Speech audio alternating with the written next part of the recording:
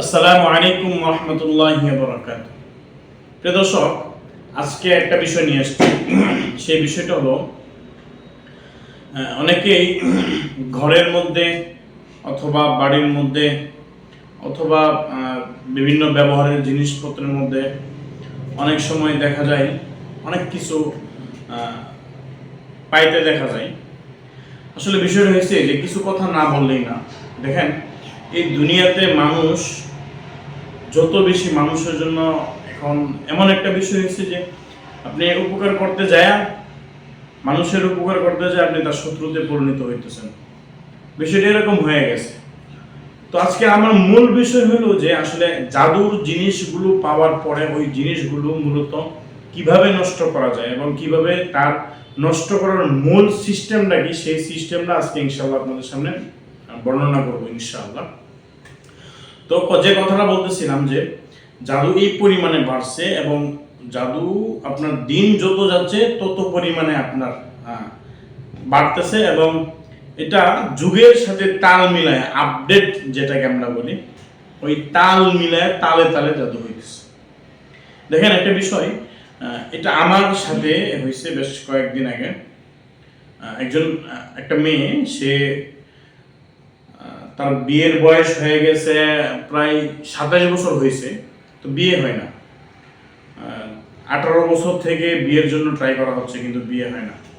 এমনিতে মেয়ের কোনো ধরনের সমস্যা দেখা যায় না, কোনো সমস্যা দেখা যায় না। মেয়েটা অবশ্য থাকে শহরে, ঢাকা সাভারে থাকে।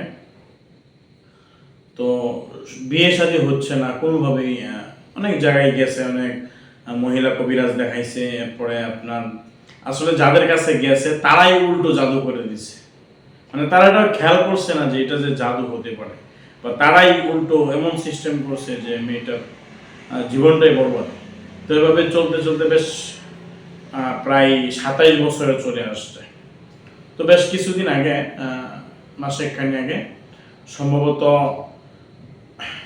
মার্চের শেষ দিকে, এপ্রিলের শুরু দেয়া মনে করেন, ওই তো ঈদের পরপরই, মানে ঈদের পরপরই মেয়েটা আসছিল তার মাকে নিয়ে। তো আমি প্রথমে তার পরীক্ষা করি, পরীক্ষা করার পরে আমি যেগুলো পরীক্ষার মধ্যে যেটা পাইছি, তখন তার চিকিৎসা শুরু করি। আলহামদুলিল্লাহ, চিকিৎসা শুরু করার পর যখন আমি আমার রুকায়া চলতেছে, তখন আলহামদুলিল্লাহ সুম্মা আলহামদুলিল্লাহ একটা পর্যায়ে যায় তার হাতটা ওই যে ফোনের মধ্যে, এবং তার যে ব্যাগটা আছে, ব্যবহৃত ব্যাগটা, ওই ব্যাগের মধ্যে যায় তার হাতটা, আলহামদুলিল্লাহ আল্লাহ তাআলার কুদরত, ওই হাতটাকে তার ঢুকতেছে। যে তখন মেয়েটা কান্না করতেছে। আসলে মেয়েটা জাদুতে আক্রান্ত, তো মানে চালান জিনে আক্রান্ত। তখন মেয়েটা প্রচুর পরিমাণে কান্না করতেছে। কান্না করার পরে আপনার এমন একটা পরিস্থিতি তৈরি হয়েছে, আলহামদুলিল্লাহ ওই জিনেই তখন স্বীকৃতি দিছে যে ওই ব্যাগের মধ্যেই, তার ব্যবহৃত জিনিসের মধ্যেই ছিটানো জাদু আছে। এবং একটা পুতলা, ছোট্ট একটা একবারে প্লাস্টিকের ইয়ার মধ্যে বাইন্দে পরে দিয়ে ওখানে ভরে রাখছে। এবং তার যে ব্যবহৃত ফোনটা আছে, ওই ফোনের যে ব্যাটারি আছে, ব্যাটারির উপরে ছিটানো জাদু আছে। তো এটা জিনে সরাসরি স্বীকার করছে, এবং জিনে এভাবে হাতটা নিয়েছে তার ব্যাগের মধ্যে, এবং জিনিসগুলো পাইছি, এবং ব্যাটারি ফোনটা খুলছি, খোলার পরে ফোনের ব্যাটারির উপরেও তার জাদু করা আছে। মেয়েটা 2টা ফোন ছিল, দুটো ফোনের মধ্যে একই অবস্থা। এরপরে আমি আলহামদুলিল্লাহ মেয়েটা চিকিৎসা করছি। আলহামদুলিল্লাহ এই তো 1 সপ্তাহ গেছে না, আলহামদুলিল্লাহ ভালো একটা পরিবারের ফ্যামিলিতে বিয়ে হয়েছে। তো আসলে এটা বলার উদ্দেশ্য হলো এটাই যে জাদু কি পরিমাণে যে বাড়তেছে, এবং কিভাবে যে কত ধরনের রূপ নিতেছে জাদু, কত ধরনের রূপে যে মানুষকে তান্ত্রিকরা বিভিন্নভাবে কষ্টের মধ্যে পতিত করতেছে, এটা বলার কোনো ভাষা নেই। তো আমি যে কথাটা বলবো, অনেকেই আমাকে বিভিন্নভাবে প্রশ্ন করতেছেন, অনেকেই আমাকে মেসেজ করতেছেন এবং ফোনও দিচ্ছেন কয়েকজনে, যে ভাই এই বিষয়গুলো একটু ক্লিয়ার করে দেবেন মেহেরবানি করে। তো সেই ভাই বোনদের জন্য আমি আজকে এই ভিডিওটা নিয়ে আসছি। মনে করেন আপনি ঘরে একটা তাবিজ পাইছেন, এখন তাবিজ পাইলেই যে আপনার এটা যে জাদুর তাবিজ এরকম না। হ্যাঁ, আপনি কিছু এমন জিনিস পাইছেন যেগুলো অদ্ভুত কোনো বিষয়, অদ্ভুত, আপনার কাছে নিজের বিবেকের কাছে বাড়ি দিতেছে যে এটা আসলেই অদ্ভুত কোনো বিষয় হবে, সেক্ষেত্রে আপনার পাশে যদি কোনো রাকি থাকে, কোনো মুদাব্বির থাকে, কোনো বিজ্ঞ মুদাব্বির থাকে, মুদাব্বিরের সাথে আপনি যোগাযোগ করেন। অথবা আপনি এটা খুললেন, খুলে নিজে নিজে খুলে, হ্যাঁ নিজে নিজে খুলে নষ্ট করার কিছু সিস্টেম আছে, প্রক্রিয়া আছে, তবে সবচেয়ে সুন্দর হয় এটা কোনো মুদাব্বিরের সাথে যোগাযোগ করে তাকে ফোন দিয়ে পরামর্শ অনুযায়ী ইনশাল্লাহ কাজগুলো করবেন। তবে আমি যেটা বলে দিতেছি ইনশাল্লাহ এটা করার, এই ভিডিওটা যদি ভালো করে দেখেন ইনশাল্লাহ ওই জিনিসগুলো নষ্ট করার জন্য তখন কোনো মুদাব্বিরের প্রয়োজন হবে না ইনশাল্লাহ, বা কোনো কবিরাজের প্রয়োজন হবে না ইনশাল্লাহ। আপনি যদি ঘরের মধ্যে কোনো জিনিস পান, আপনার কাছে মনে হইতেছে যে এটা জাদুর বস্তু, আপনি এটা নিশ্চিত যে এটা জাদুর কোনো বস্তু হতে পারে। এখন জাদু বিভিন্ন ভাবে করা হয়, লোহার মধ্যে জাদু করা হয়, আপনার ওই যে লোহা, আমরা যে লোহা মারি, লোহার মধ্যে জাদু করা হয়, এবং বিভিন্ন বস্তুর উপরে জাদু প্রয়োগ করা হয়। এখন এটা বুঝবেন কেমনে যে আসলে ওই জিনিসটাই জাদু জিনিস এবং এটা জাদুর জিনিস না। এখন জাদুর জিনিসগুলো যখন আপনি নিজে নিজে অনুভব করতে পারবেন, অথবা কোনো বিজ্ঞ মুদাব্বির আপনাকে বললো যে এটা ঠিক আছে, এটা জাদুর বস্তু, আপনি এটা এভাবে নষ্ট করেন। তো আপনার প্রথমে জিনিসটা নেবেন, একটা জিনিস বুঝবেন, মনে করেন এই জিনিসটার কলমের উপরে, যে কলম, একটা কলম মনে করেন এটার উপরে জাদু করা হয়েছে। এখন এই যে জাদু করা হয়েছে কলমের উপরে, যতক্ষণ পর্যন্ত আপনি এটা মানে সমূলে বিনষ্ট না করবেন, কলমটাকে তার মূল আকৃতি থেকে তাকে কলমটাকে নষ্ট না করবেন, ততক্ষণ পর্যন্ত জাদুটা নষ্ট হবে না। কিন্তু একদম মাথায় রাখবেন কথাটা, যতক্ষণ পর্যন্ত মনে করেন এই কলমের উপরে জাদু করছে, তো এই কলমটা যতক্ষণ পর্যন্ত আপনি তাকে মূল আকৃতি থেকে নষ্ট না করবেন এবং মূল কাঠামো যেটা আছে ওইটা যতক্ষণ পর্যন্ত নষ্ট না করবেন, ততক্ষণ পর্যন্ত কিন্তু এই জাদুর ক্রিয়া থাকবে এবং জাদুর যে কাজ সেটা চলতে থাকবে। এটা কিন্তু আপনি জাদুর জিনিস পাইলেন, পানিতে ফালায় দিচ্ছেন তা না, এভাবে কিন্তু জাদু নষ্ট হয় না। বেশ কিছুদিন আগে আরেকটা বিষয়, আপনার এক বোন তাকে আপনার বিয়ের সময় কিছু স্বর্ণের অলংকার দিছিল, তো এটা অনেক বড় বিষয়, সেটা ইনশাল্লাহ বলবো না একদিন। তো এতটুকু বলি যে গিফট করছে, তাকে কিছু স্বর্ণের জিনিস গিফট করছে, তো এইগুলোর উপরে আপনার জাদু ছিটানো আছে এবং জাদুর বস্তু ছিটানো আছে। তো যেদিনই এই অলংকারগুলো পড়ে সেদিনই তার ঘরে ঝগড়া হয়, এবং সেদিন যতক্ষণ পর্যন্ত তার কানে এবং হাতে এই অলংকারগুলো থাকে তখন থেকে তার স্বামীকে সহ্য করতে পারে না, শ্বশুর বাড়ি সহ্য করতে পারে না, শরীরে জ্বলাপোড়া। এখন সে তো আর এটা বুঝে না যে আসলে এটার মধ্যে যে জাদু ছিটানো আছে।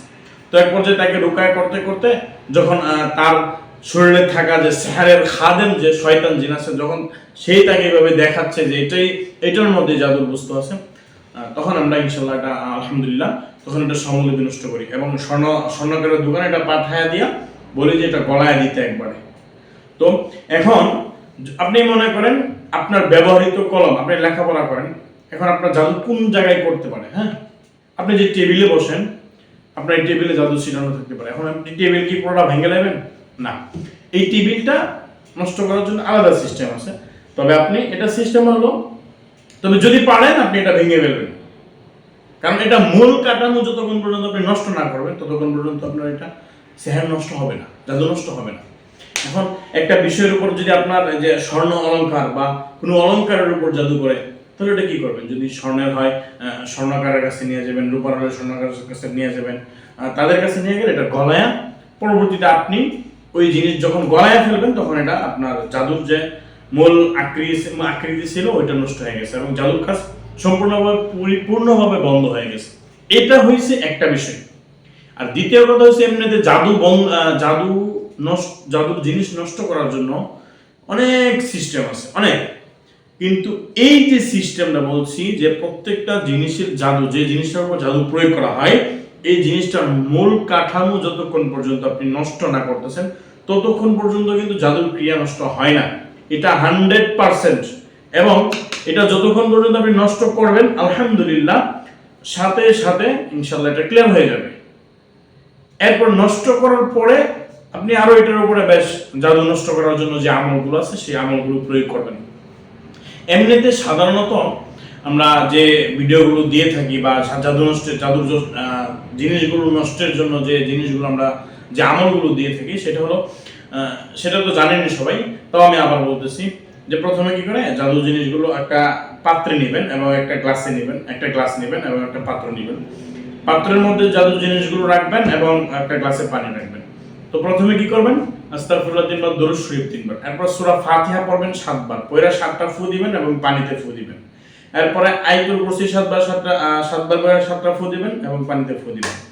এরপরে আপনি জাদু যে আয়াত আছে, ফালাম্মা ক্বালা মূসা মা জিতুম বিহি সিহর ইন্নাল্লাহা সাইয়ুবতিলুহু ইন্নাল্লাহা লা ইউসলিহু আমালাল মুফসিদিন, এই আয়াতটা পুরোটা আপনি 41 বার পড়বেন। যখন আপনি 41 বার পড়ে এটার মধ্যে ফু দিবেন, আল্লাহ চাইতো সাথে সাথে ইনশাআল্লাহ এগুলো নষ্ট হয়ে যাবে।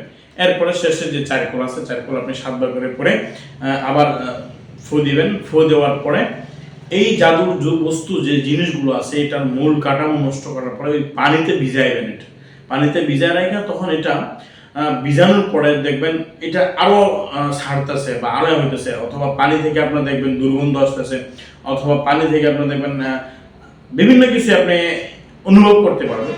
তখন এটা বড় একটা পুষ্করিণী অথবা আপনার বিশাল বড় নদী যেখানে প্রবাহমান পানি আছে ওখানে এটা ফেলে দিবেন।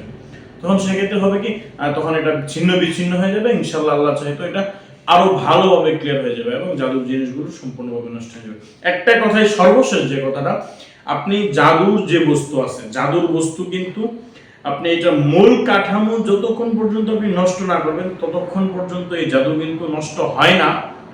জাদু নষ্ট করা যায় না এবং খুব কষ্ট হয় এবং খুব পরিশ্রম করতে হয়, খুবই কষ্টের মধ্যে করতে হয়। আর যদি আলহামদুলিল্লাহ যদি পেয়ে যান তাহলে এটা মূল কাঠামো নষ্ট করে দেবেন। আল্লাহ তাআলা আমাদের সকলকে এই ভিডিওটা ভালো করে বুঝে এবং সবাইকে আল্লাহ তাআলা সমস্ত জাদুকরদের থেকে হেফাজত করুক। আল্লাহ তাআলা আমাদের সকলকেই সমস্ত বালা মুসিবত থেকে হেফাজত করুক, আমাকে সহ আল্লাহ তাআলা সঠিক বুঝ দেন এবং সকলের সুস্থতা কামনা করে বিদায় নিচ্ছি। আসসালামু আলাইকুম ওয়া রাহমাতুল্লাহি ওয়া বারাকাতুহু।